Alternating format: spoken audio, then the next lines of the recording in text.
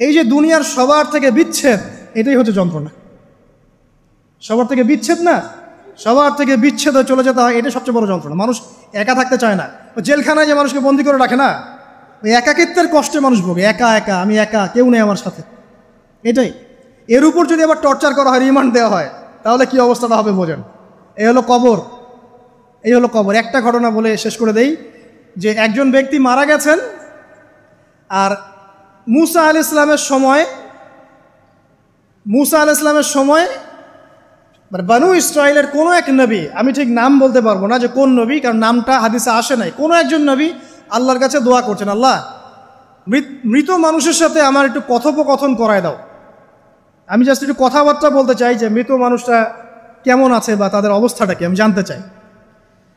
তো আল্লাহ পাক সেই ব্যবস্থা করে দিলেন। তিনি একটা কবরের কাছে গিয়ে দাঁড়ালেন, একজন মৃত মানুষ উঠে আসলেন। এটা সায়েন্স বিশ্বাস নাও করতে পারে, আমাদের কোনো মাথা ব্যথা নাই, ঠিক আছে।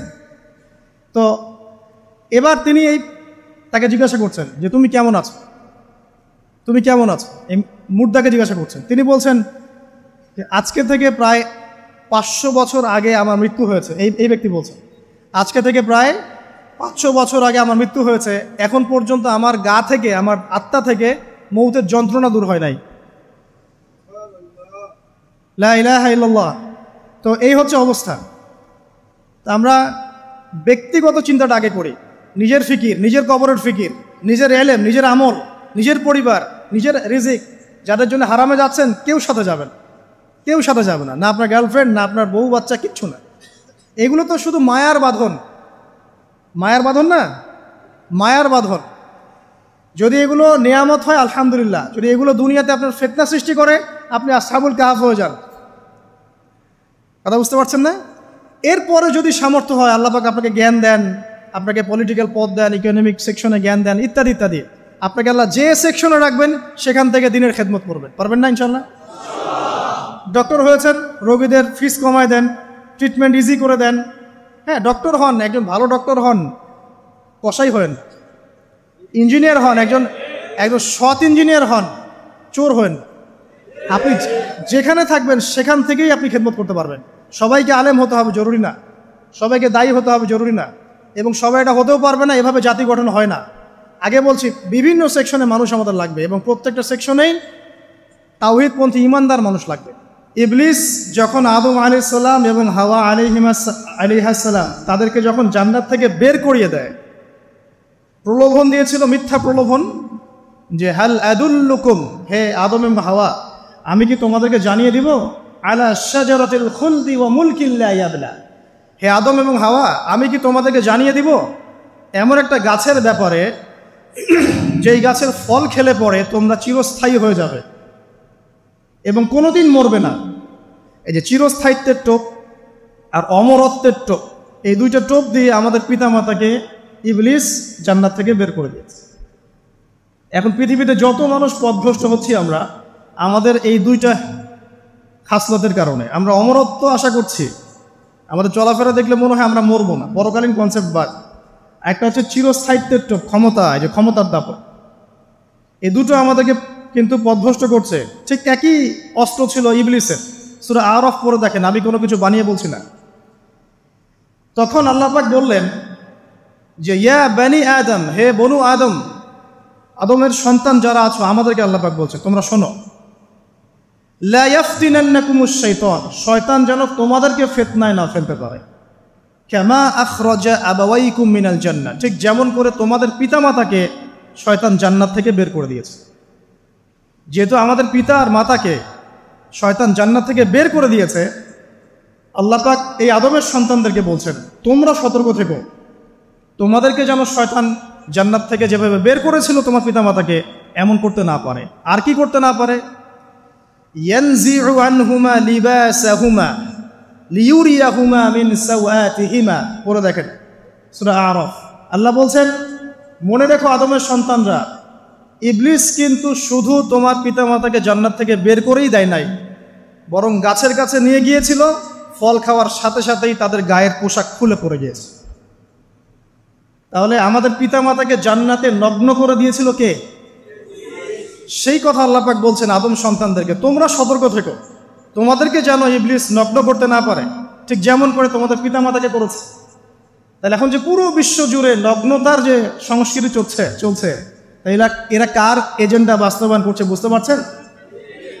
কোরআন পড়েন, পৃথিবীতে যত সভ্যতা চলে গেছে, ব্যাবিলনের সভ্যতা, চাইনিজদের সভ্যতা, তারপরে যে আমাদের মাও সেতুং, ইতালির মুসোলিনি, এদিকে জ্যাপল সার্তে, এদিকে আপনার ফিডেল ক্যাস্ট্রোর কথা বলেন, ওই পশ্চিমা সভ্যতা বাদ দিয়ে যত বড় বড় সভ্যতা রিনাউন্ড, সবার পোশাক ছিল শালীন। আমি চ্যালেঞ্জ করলাম, খুঁজে দেখেন চাইনিজদের পোশাক দেখেন, আগেকার পোশাক, 1000 বছর আগের পোশাক, শালীন পোশাক। তারা কিন্তু মুসলিম ছিলেন না। আপনি এই ব্যাবিলনের সভ্যতা দেখেন, ব্যাবিলনের সভ্যতা অনেক প্রাচীন না? এই সভ্যতার পোশাক দেখবেন এটা অশালীন পোশাক ছিল না। এমনকি আইয়ামে জাহিলিয়াত যেটা আমরা বলি, নবী সাল্লাল্লাহু আলাইহি ওয়াসাল্লাম যখন জন্ম নেননি তার আগের সময় কোনো, ওই সময়ে যে মানুষ জেনা করতো, মেয়েকে যে কন্যা সন্তানকে জীবিত দাফন করতো, তারপরেও ওদের পোশাক শালীন ছিল। হঠাৎ করে বিশ্বে একটা সভ্যতা আসলো পশ্চিম থেকে, তারা বললো যে পোশাক শর্ট হতে হতে হতে হতে এক পর্যায়ে বিকিনি পরে ঘোরা শুরু করে, এবং এখন ওরা সারা বিশ্বে ওটা ছড়িয়ে দিচ্ছে, আমরা সবাই ওটাকে গ্রহণ করছি। আমরা বলছি 1000 বছরের সমস্যা।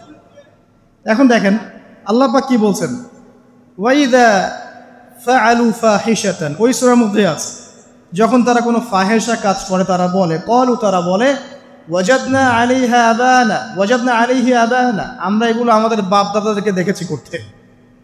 যখন তারা কোনো ফাহেসা কাজ করে তারা বলে, অশ্লীল কাজ করলে বলে, আমরা এগুলো দেখেছি বাপ দাদা পিতৃপুরুষ থেকে করে আসছে। আল্লাহু আমারানা বিহা, আল্লাহ আমাদেরকে আদেশ করেছেন। আল্লাহ বলছেন কুল ইন্নাল্লাহা লা ইয়া'মুরু বিল ফাহশা, আল্লাহ পাক কখনো অশ্লীল কাজের আদেশ করতে পারেন না। আতাকুলুনা আলাল্লাহি মা লা তা'লামুন, তোমরা কি আল্লাহ সম্পর্কে এমন কথা বলছো যে কথা তোমরা জানো না? আল্লাহ কিসের আদেশ করেন? আল্লাহ বলছেন কুল আমারা রাব্বি বিল কিসত, হে নবী বলে দিন আল্লাহ পাক আদেশ করেন ন্যায় বিচারের আদেশ করেন। ওয়া আকিমু ওয়ুজুহাকুম ইনদা কুল্লি মসজিদ, এবং প্রত্যেক নামাজের ওয়াক্তে নিজের চেহারাটাকে একনিষ্ঠভাবে আল্লাহর দিকে ফেরাবে, এই আদেশ আল্লাহ পাক করেন। ওয়া আকিমু ওয়ুজুহাকুম ইনদা কুল্লি মসজিদ ওয়াদউহু মুখলিসিনা লাহুদ্দিন, এবং একনিষ্ঠভাবে তোমরা আল্লাহকে ডাকবে, দোয়া করবে, এই আদেশ আল্লাহ পাক করেন। তো আল্লাহ পাক কি অশ্লীল কাজের আদেশ করতে পারেন? ইতিহাস পড়ে দেখেন, আমি নিজে হিস্ট্রির ছাত্র, আপনি পড়ে দেখবেন, পুরো ঐতিহাসিক পটভূমি পড়ে দেখবেন, মানুষ এই ঊনবিংশ শতাব্দী আসার আগে এত অশ্লীল ছিল না। এখনকার বিশ্বে যত সমস্যা চলছে, কয়েকটা বলি, রিবা বা সুদ, জেনা বা উন্মুক্ত যৌনাচার, তারপরে বেপরদামি অশ্লীলতা, 4 নাম্বার আপনার মাদক, ঠিক আছে, 5 যে বড় মহামারী পর্নোগ্রাফি, যত বড় বড় মেজর সমস্যাগুলো চলছে যেগুলো ইয়াং জেনারেশনকে ধ্বংস করে দিচ্ছে, এইগুলোর ম্যাক্সিমাম এসেছে কিন্তু পশ্চিম থেকে। খেয়াল করে দেখবেন, এগুলো কিন্তু বাংলাদেশ থেকে আসে নাই, আসছে ভারত থেকে আসছে, পাকিস্তান থেকে আসছে, সাবকন্টিনেন্ট থেকে আসে নাই, এগুলো দেখবেন একটা নির্দিষ্ট জায়গা থেকে আসছে।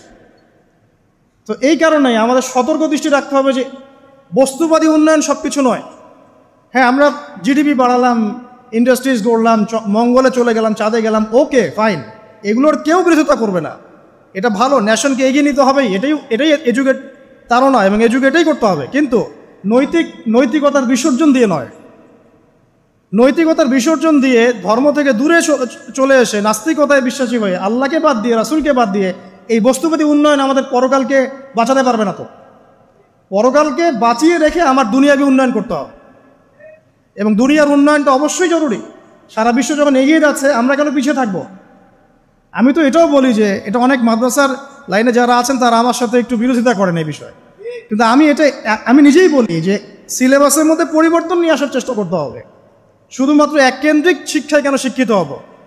এই যুগে চলার জন্য যে উপকারী জ্ঞানগুলো দরকার সেগুলো শিখতে হবে আমাদেরকে।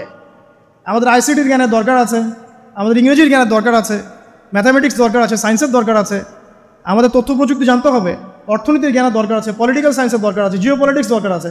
এগুলো বাদ দিয়ে শুধু যদি আমি মুখস্থ করে যাই, এই জ্ঞানটা আমার কী কাজে দেবে আমাকে বলে?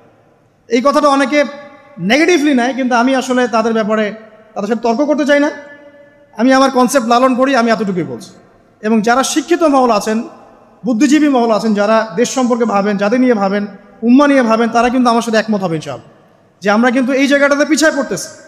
আল্লাহ পাক আমাদেরকে কনস্ট্রাকটিভ সিলেবাসে পড়াশোনা করার তৌফিক দান করুন, এবং জেনারেল লাইন থেকে আপনি বয়কট করে একদম ইয়াতে চলে আসতেছেন কেন? জেনারেল লাইনে পড়ছেন, পড়েন, আপনার এই জ্ঞানটাকে আপনি ইসলামের কল্যাণে কাজে লাগাতে পারবেন না? সবাইকে কি আলেম হতে হবে? সবাইকে মুফতি হবে, মুহাদ্দিস হবে? অর্থনীতিবিদের দরকার আছে না? পলিটিশিয়ানের দরকার আছে না? ডক্টর ইঞ্জিনিয়ার দরকার আছে না? সব সেক্টরের মানুষের দরকার আছে। আপনাদেরকে আপনাদের জায়গায় থাকতে হবে, ওখানে থেকে আপনারা ইসলামের খেদমত করবেন, পারবেন না? একজন ডক্টর, তিনি কি ইসলামের খেদমত করতে পারবেন না ভাই? একজন সৎ নেতা, তিনি কি ইসলামের খেদমত করতে পারবেন না? একজন অর্থনীতিবিদ, তিনি যদি আল্লাহ পাকের হালাল হারাম মেনে অর্থনীতির কোনো বিধান চালু করেন, তিনি কি ইসলামের খেদমত করতে পারবেন না? তো সবাইকে কি বক্তা হইতে হবে? সবাইকে আলেম হতে হবে? এক নির্দিষ্ট একটা শ্রেণীর মানুষ আলেম হবে, নির্দিষ্ট একটা শ্রেণীর মানুষ প্রশাসনে থাকবে, নির্দিষ্ট একটা শ্রেণীর মানুষ জনপ্রতিনিধি হবে, নির্দিষ্ট শ্রেণীর মানুষ ইকোনমিক সেক্টরে থাকবে। এইভাবে আমরা একটা জাতি গঠন করব এবং সবাই হবে উভয় দিকে শিক্ষিত। একজন আর্মি অফিসার, তার উচিত হবে ইমামতি করার যোগ্যতা অর্জন করা। একজন ডক্টর, তার উচিত হবে ইমামতি করার যোগ্যতা অর্জন করা। আবার একজন যিনি আলেম, তারও উচিত হবে এমন পড়াশোনা করা যে পড়াশোনা দিয়ে তিনি কোরআন সুন্নাহকে হাতে রেখে ওয়ার্ল্ড অ্যাফেয়ার্সকে ডিল করতে পারেন। তো এই বিষয়গুলো আমাদের একটা গ্যাপ চলে আসছে দীর্ঘদিন থেকে। আল্লাহ পাক আমাদেরকে বোঝার তৌফিক দান করুন। আর অ্যাটলিস্ট আমরা যদি নাই পারি, আমাদের দ্বারা যদি কিছু নাই হয়, অ্যাটলিস্ট আমাদের সন্তান সন্ততি যারা আসবে ভবিষ্যতে, আল্লাহ পাক তাদেরকে যেন ইসলামের জন্য কবুল করে নেয়, আমিন।